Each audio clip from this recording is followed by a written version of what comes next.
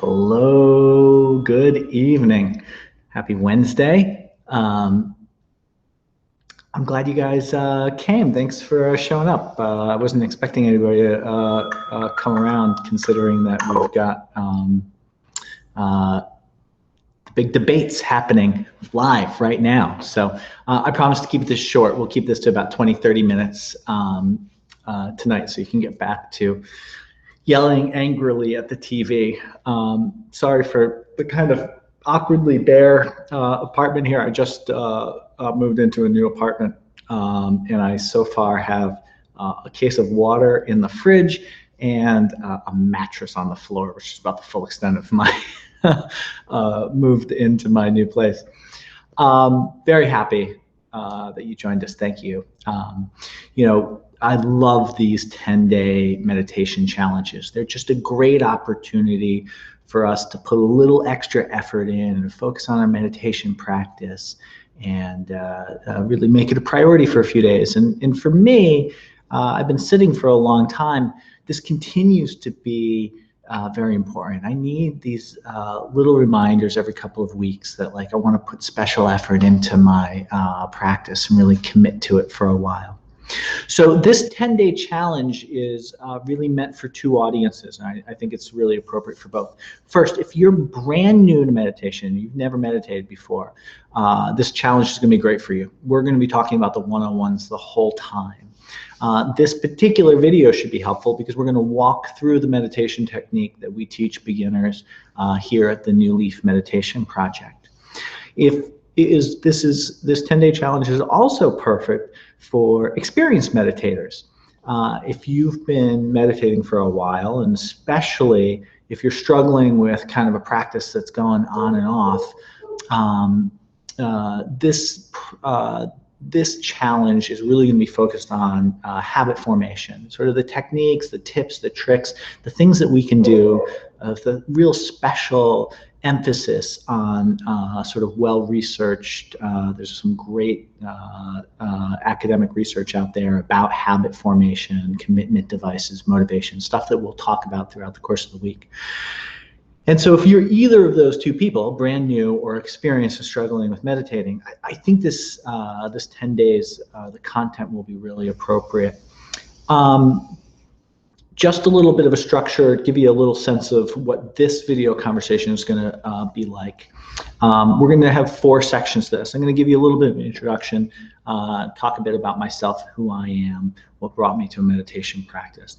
Then we're going to talk a little bit about what meditation is and what it isn't. I think helpful to kind of dispel some myths and set some expectations about what you could look for in this practice. The third section will talk about the actual practice, what we teach, the form of meditation that we teach at the New Leaf Meditation Project. And then last, we'll sort of talk a little bit, we'll close with a sense about what the challenge is going to be like and how we're going to focus on habit formation and some sort of tips for moving forward. The very first thing I should say is the New Leaf Meditation Project we're a not-for-profit. We're entirely volunteer-led. We raise a little bit of money to pay for operational costs. They're minimal. We have a website. We have a few minor expenses like that. But really, we're just a community of people who meditate, who our lives have been changed so profoundly and so positively by this practice, we feel compelled to share it with other people. I like to say that this was given freely to me, and the only way I can pay it back is by paying it forward. So we have a mission. We're going to teach 1 million people how to meditate. We've taught a couple thousand over the last 2 years, and we've started bringing on a whole bunch of meditation instructors. We've got a bunch of volunteers that go through a 6-month training are helping us do that. You'll meet one of those volunteers through the course of this challenge. Roxanne is going to run some of our small groups through the course of the next 10 days, and also will be doing some of the writing in the challenge. We've got a lot of good folks who participate with us. Through the course of this challenge, you're going to get a daily email from me or Roxanne. It'll have a little recommendation, an exercise, some action for you to focus on. These take 3 to 5 minutes a day. This is not a major time commitment. It should be really accessible, should be doable. And then just a little reflection on that. So you can look forward to an email from us every morning. Usually send it out around 5 o'clock in the morning. The replies to those emails just come straight to my email box. So I'm looking forward to answer your questions as the challenge goes on. And then we're going to run some small groups throughout the course of the week so that you could work one-on-one with us. Roxanne is going to do a conference call on Friday night. I'll probably run something on Sunday night. And that'll be an opportunity where you can come and join a few people and kind of talk through what we're working on, get a sense of what other people are experiencing that might be a helpful opportunity for you. And throughout the course of this challenge, we also have the Facebook discussion group, which is a great place to share what your experience is like and kind of check in with others to hear what they're working on through the course of this week. So that's a little bit of what the format will look like. So just a few minutes every day. There's some opportunities to participate in some small groups if you want to get a little extra help from some of our volunteers. And there's the discussion group.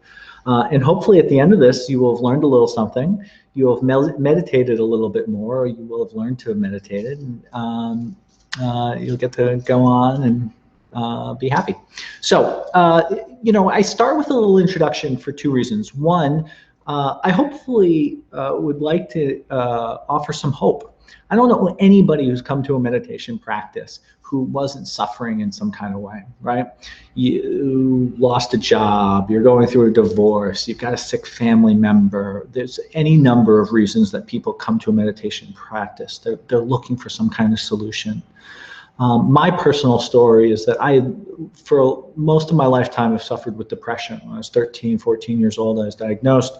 I've always needed the help of a therapist and Western doctor. If I don't take my antidepressant, I'm in pretty rough shape, and that's still true 20 years later. But when I was 25 years old, I got married, I bought a house, I graduated college, and I started my first office job, my 9-to-5 job, and I started experiencing anxiety. And I had my very first panic attack when I was 25 years old. And I was very lucky. My therapist was pretty sure that my anxiety wasn't chronic like my depression, but rather that my anxiety was situational, and that I might be able to look for some natural ways to deal with it. And one of the things she recommended was meditation. I called up a friend of mine, Tom the Buddhist, we call him. I hope my friend Jessica is watching this tomorrow morning, like she said she would be, and she'll laugh that we call Tom the Buddhist, and it's true. I went with Tom the Buddhist to a meditation group that met on Sunday nights in a yoga studio. And in the course of that guided meditation, it was the first time I felt comfortable in my own skin in months. I instantaneously knew I was hooked. It took me a couple of months to figure out how to start making this a daily practice. But after about a year, I was sitting pretty regularly, and I was starting to go on retreats. In 2009, I became a student of a Zen Buddhist monastery. I continued to have a teacher and go on retreats there and work on my training as a student. And in 2014, I launched the New Leaf Meditation Project. It was originally known as the Zen Happiness Project. And that was because, really explicitly, the groups have always been very important to me. If I didn't have other practitioners to come and talk about my life experiences with, to get encouragement from when things weren't going well, to just, people to show up and be present for, that first year when I was trying to learn how to sit regularly, there were a lot of weeks where I only sat on Sundays and Tuesdays. And the reason I sat on Sundays and Tuesdays is because my meditation group met on Sundays and Tuesdays. So showing up and being around those people helped create this healthy habit of sitting a little more regularly. So my life just changed magnificently since I started meditating. Anxiety is really a thing of the past. It comes, I get nervous. I had a lot of transition this last year. I started a business, I moved around a lot. There was financial stress, there was a lot of uncertainty. There was certainly discomfort, but I relate to that experience very differently today. I don't, it doesn't overrun my life in the way that it used to in the past, and that's a real gift.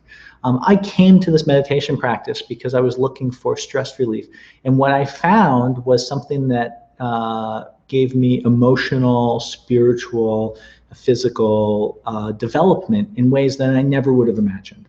I lost 50 pounds because I started meditating. I quit drinking because I was meditating. I could go, my relationships got better, my work life got better, I became more creative, I was able to focus better. I had all of these benefits. I sleep like a baby at night, right? So this practice has given me a lot, and recently it's given me the opportunity to be a service of my friends by sharing this practice with others. So I want to just address a little bit what meditation is and isn't. At the New Leaf Meditation Project, we decided as a group that we would teach Zen meditation. It's referred to as Zazen, as its technical name, as a beginner's meditation. And the reason for this, there's a lot of different types of meditation. We're convinced that this is both the simplest form of meditation and that it's a form of meditation that will serve you well throughout the course of the rest of your meditating career. So some of us start with Zazen and we stay with Zazen for the rest of our life. I've had a Zen practice that I've stuck with now since 2008. So 8 years, I'm doing the same thing we talk about today. I've been doing almost every day for 8 years. Other people go on they get into guided meditation, they try Vipassana, they get into mindfulness, they go into transcendental meditation. There's lots of different forms out there. There's centering prayer, there's Lectio Divina in the Christian traditions. So there are many forms of meditation out there, and there's no right or wrong meditation. There's no better or best meditation. There's only the right meditation for you. So the reason we teach Zen meditation is because it's the simplest. The instructions are really about learning how to place your concentration in a single point, recognizing when your mind is distracted, releasing those thoughts, and returning back to that fixed point.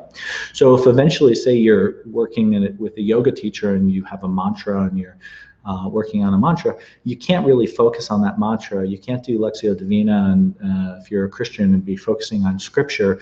If you're running away in your thoughts about what your to-do list is once you get to work later that day, right? So we start with Zen meditation, Zazen, because it's simple and because it's a foundation that will serve you well when you move past this.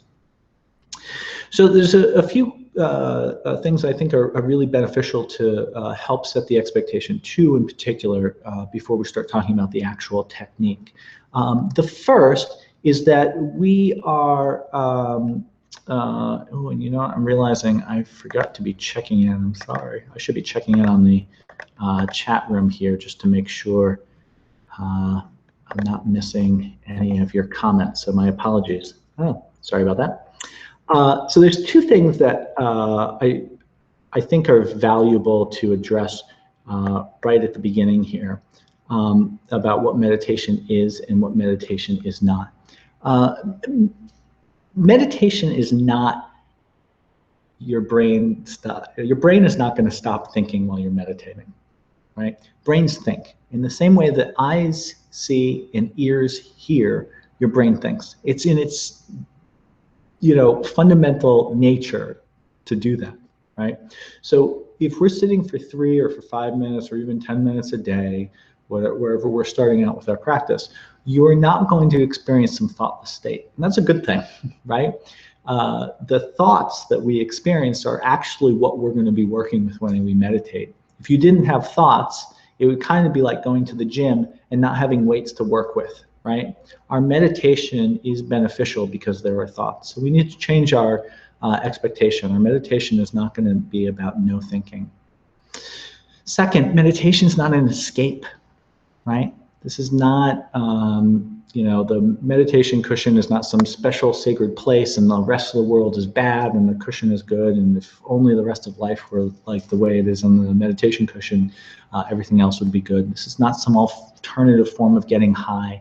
I've not met many people who've experienced transcendental states of whatever. This is not an unworldly experience, right? This is a calming, this is a centering experience. This is a way about being more connected, about being more present, about living our life a little more fully and authentically, right? So you're not going to stop thinking, and there's no escape, right? And that second point can be a little disappointing, especially if you're coming here because you're a little stressed out or you're working with any kind of depression, right? We're looking for relief. So you say to me, how is this meditation going to help me if I'm not escaping from anything? Well, the beautiful thing about the practice that we're going to talk about in a couple minutes here as we get into the actual description of the practice is it changes the way that we interact with our thoughts. My friend Tom, when he took me to that first meditation class, when we were driving home that night, he said to me, you know, Anthony, meditation is a little bit like if my mind is Grand Central Station, you know, I've got commuters rushing in and about, there's, you know, going a million different directions. Every train is pulling into the station. The conductor is pulling the whistle, demanding his attention. And meditation is his chance to step back and watch the train of thought come and go. He doesn't need to jump aboard every single train that comes rolling into the station. Instead, our meditation practice is a little bit like that. And that's where the therapeutic benefit comes in, right? We're going to develop some awareness, really see what's happening in our mind. And through that witnessing, through that objectivity, we're going to be able to separate ourselves from a little bit and decide what parts of those experiences we're going to want to connect with and what parts we're going to want to let go. You know, so maybe the parts of me that have gratitude and appreciate people and wants to be kind and compassionate, maybe those are parts of my self that I really want to apply myself to. And maybe the parts of me that are anxious and a little negative and I've got some internal voice that's a little self-critical, maybe I can let go of those parts, right? So let's talk about the practice because it's already about 20 after and we've got a small group here, but I want to let you get back to the debates. I'd certainly like to go and yell at the TV for a little while myself. So there's three components to our meditation. There's our body, there's the breath, and there's a mind, right? Our body, I'm going to recommend that if you know what a Seiza bench is, or if you know how to sit in Burmese or half or full lotus, I'm not going to describe those positions because I assume that means you've had some kind of training, you've been in a yoga class, you have some background in that.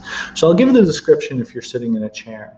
And I recommend a nice and firm chair, right? Preferably not like a couch or a big lazy boy recliner, right? We don't want to like get into something where we're going to collapse back and the sofa will constrict our lungs and it'll create unhealthy posture, right? I want a nice firm chair. I'm actually sitting on a metal folding chair that I've got a little quilt on just for some padding here, so it's a little bit softer. It's nice and firm. I sit with my feet flat on the ground, my legs in a 90-degree angle. I tilt my hips forward just a little bit because this whole posture is about creating a healthy and upright spine, right? I'm not leaning forward or back, left or right. If I'm well centered and I've got that healthy lower lumbar, that little bit of a curve to my lower back, I can sit upright perfectly still for pretty long periods of time without creating any tension or tightness in my body. Our shoulders are drawn back, our chest is opened up. John Kabat-Zinn has this beautiful turn of phrase. He says, imagine sitting in a position that embodies nobility. And if you think of that, right, what does it mean to embody nobility? We feel our chest open up, our shoulders drop back, our spine elongates, our head is straight all the way up, the vertebrae up to the top of our head, right? In this type of meditation, we're going to breathe in and out through the nose. We're going to keep our mouth shut. We're not going to clench our jaw. We're going to tuck our chin in just a little bit to continue the healthy spine all the way right up to the top of our head. If I sit like this and I get some tension on the back of my neck, right? We all kind of jut our chin out. So I'm going to just tuck my chin in a little bit. That's going to allow me to gaze softly at the floor about 2 or 3 feet in front of us. I'm going to leave my eyes just softly open. I'm going to have them about halfway open. I'm not closing them. I'm not forcing them closed, nor am I forcing them open. I'm just kind of letting my eyes rest gently. Keeping a soft gaze on the floor is helpful because it lets a little bit of light in so I won't get sleepy or prone to daydreaming during my meditation. It kind of keeps me connected to the present reality. right? Our hands, you can either place palms flat on your thighs, or you could use the very traditional, the cosmic mudra. It's this beautiful oval shape to the hand. You take your dominant hand, for me that's my right hand, put the palm in my lap, or my left hand in there, and I reach my thumbs around. My friend Eric said while we were recording our podcast last night that the mudra was the gauge for what was happening in our physical body, and I love that. The barometer, he used the word barometer. He said, you know, if you're falling asleep, your hand's gonna kind of drift apart and whatever. If you're really tense, your thumb's gonna be pressing together, right? If we're maintaining this beautiful oval shape to our mudra, if we're placing our hands in our lap, it helps support a nice open chest and keeps us very contained and very focused, right? So the reason the posture is so valuable is because a prerequisite for a still and quiet mind is a still and quiet body, right? So by focusing on our posture, by really giving ourselves nice, firm, solid position, we've allowed ourselves to sit still without creating any tension or discomfort. Right? And that's why we pay so much attention to the posture here, right? If we're going to meditate for 3 or 5 minutes, like the recommendation for this week is going to be, I'm really going to ask you to make a commitment that you're not going to check your watch, you're not going to fidget, you're not going to go and scratch your chin or your nose, we're not going to look around, right? We're going to sit perfectly still in good posture, and we're really going to set the stage for clearing our mind and focusing our attention and concentration perfectly on our breath. Okay? So there's only 4 people in the discussion group, in the live group right here. I'm not seeing any questions. If you have any questions, feel free to drop them in the chat box there. I'll be happy to answer them. If you're watching this, a recorded version, please just send me an email in reply to the email that you have, or you can send me an email at anthony@newleafmeditation.org. Love answering your questions. I get a lot of questions over the course of this challenge. There's about 250 people signed up for this one. I love hearing from you guys, so please send your questions along. I'm also going to send some resources that I'll have some of this written that'll be helpful for reviewing the posture. So that's the body. The second component of our practice is our breath. And this is not a deep breathing exercise, right? We are going to be placing our concentration on our breath, but we're just going to let breathing happen naturally, right? So we're going to breathe in and out through our nose for this practice, and we're just going to do that gently. We're not going to take control of it, right? It's kind of hard to start paying attention to your breath and not to switch into like, oh, okay, well, I have to control the breath now. No, I'm just going to passively watch it, let it come and go. Right?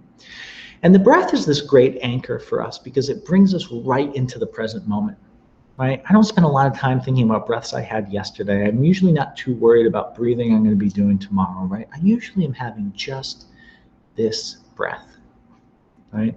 So much of our meditation practice is beneficial because we're not living in the past where anger and regret and depression is. We're not living in the future where anxiety and wanting and desire is, right? Where the breath is just in the present moment. And when we're connected to the present moment, we usually recognize that we can be our happiest, most content, most balanced self.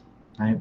So the breath is this great anchor because it connects us to the present moment, but it also connects us to our breath. You can't, to our body. You can't experience the breath without experiencing your body, right? And so the experience of sitting in meditation, we get our posture good, we're nice and comfortable, and then we follow the journey of the breath from the cool air touching the tip of our nose, rushing through our nasal cavities. We feel the expansion of our chest. If our posture is good, and our body is relaxed, we can feel the expansion of the diaphragm pushing on our belly.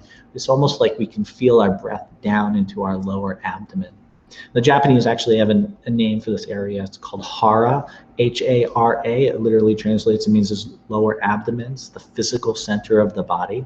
It's a great place to place our attention when we're meditating. You can focus on your breath anywhere that you're experiencing in the body, but experiencing it in the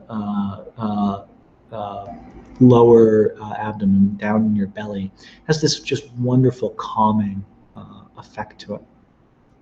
So this leaves the third question is, what are we doing with our mind when we're meditating? And we've come up with a very simple way of talking about this. we use 4 R's. We're going to recognize thinking, release thinking, return to the breath, and the most important R is the 4th. We're going to repeat this over and over again, right? So when we're meditating, we've got our good posture, we're sort of softly gazing at the floor, we're breathing in, we're breathing out, and we're just going to gently count the breath. We breathe in, we're going to gently note 1, we exhale, we count 2, we breathe in, we count 3, we exhale, we count 4, right? We just simply count each in and out breath until we get to the count of 10. When we get to 10, we let go of the counting, we start back over again, 1 in, 2 out, 3, 4. So the challenge is, if your mind is anything like mine, you won't be able to get to the count of 3 before you'll start speaking, start thinking in your head. Nice and comfortable. I take a deep breath. I exhale. I think, oh gosh, when am I going to hear back about the mover? I really want to get my couch out of storage. I can't wait. This room is so loud without the carpet in it. Right? I'm a million miles away. And our practice is about recognizing when my brain is doing its job. Brains think, that's its nature. I'm not going to beat myself up for thinking. It's just what it does. I'm going to recognize the thought. And then I'm going to release the thought, our second R. And the way we release a thought is challenging, right? This is a skill that gets developed, right? First, you have to have that awakening. Oh, look at that. I'm thinking. I'm distracted. Oh, okay. Now what? Oh, I got to let go of the thought. Well, how do I let go of the thought? Right? It's that old mind trick of do not think of the pink elephant. And then, of course, all you can think about is the pink elephant, right? So this is one of these things. How do you release a thought if you're trying to release a thought? The practice for us gives us a solution. We release a thought by returning our experience fully and completely to the experience of the breath, right? So our mind can't really hold more than one thing at a time. And this is part of why this practice is so powerful and beneficial in our life.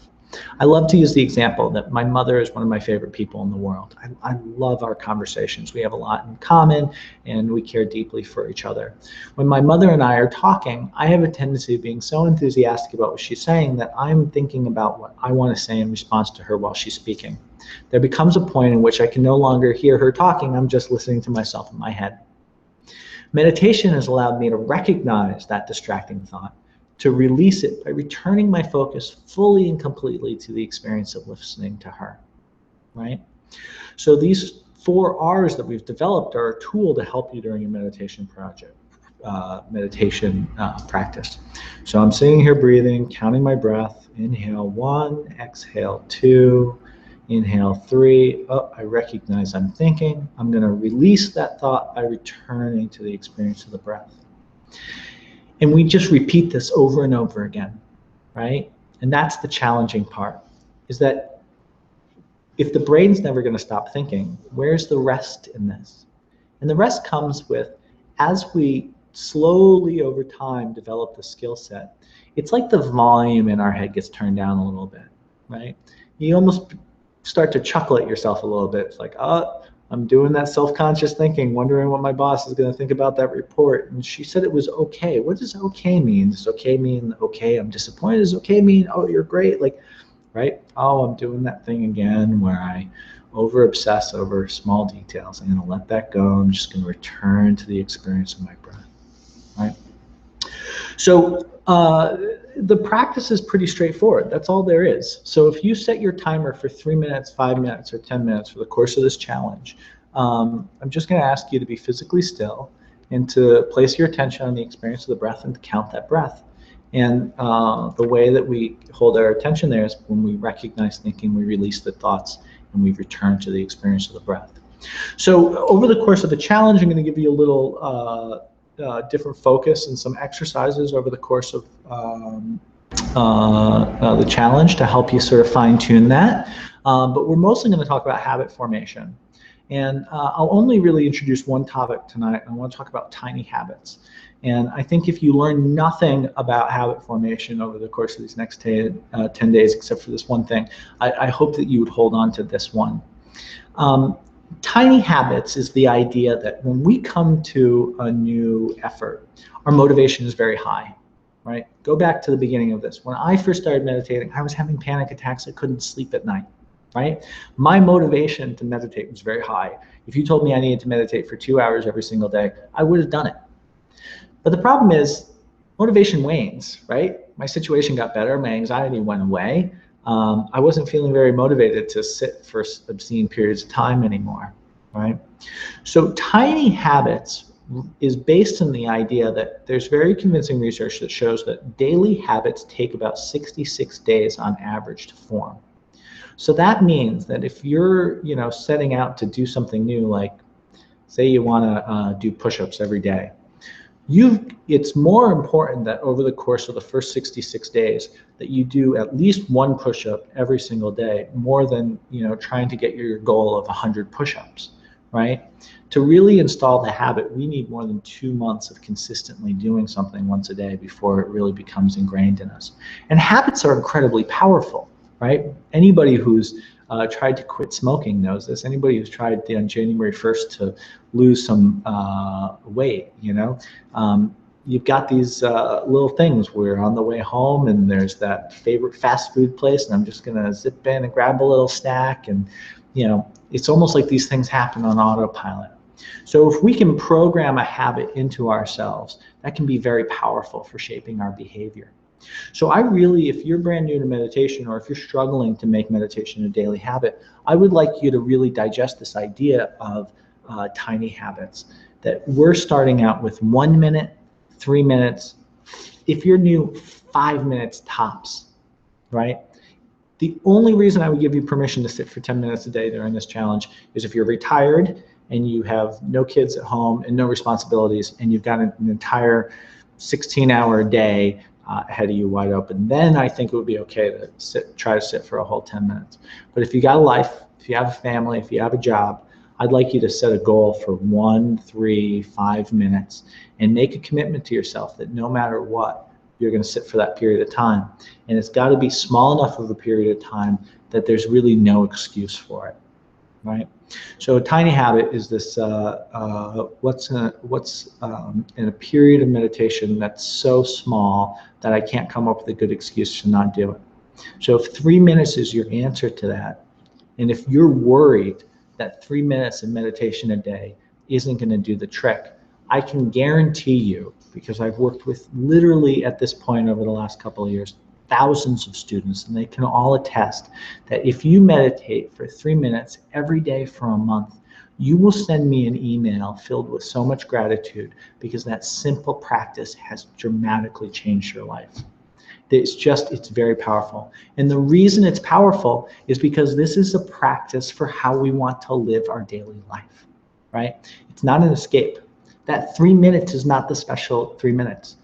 The special minutes are when you go off and you're now more present and able to listen to your mother, when you're able to drive a little bit more slowly and not be so impulsive or quick to anger when you're in the car, when you find yourself being a little more patient with your coworkers, when you find yourself just having that sense of settled well-being at the core of every day. That's when you know your meditation practice has really taken hold, and that can absolutely be a benefit that could be achieved just from sitting as little as 3 to 5 minutes a day, as long as you make this a daily practice. So it's 9:35. I really appreciate those of you who stuck around and put off the ugly mudslinging to be here, so thank you. I didn't see any questions, so it looks like we're good here. For those of us who are watching the recorded version of this, please, any questions you have, Anthony@newleafmeditation.org. I'd be thrilled to answer them. And I'm looking forward to working with you guys. This will be a fun 10 days. I just want to close with, this was an incredibly selfish topic for a challenge for me. I'm settling into a new job in Scranton, Pennsylvania, and I've been traveling a lot, and I've been struggling with my daily sitting, and I really wanted to take this new opportunity of getting into a new routine to reinstall the habit of daily sitting. So this is important to me. 8 years into meditating, I still need to keep working on this stuff. I still need to try to focus on the kind of techniques that'll keep this being a central part of my life. So I look forward to getting to know you over the course of this challenge. Please do check in and let me know how it's going for you. May your challenge be well.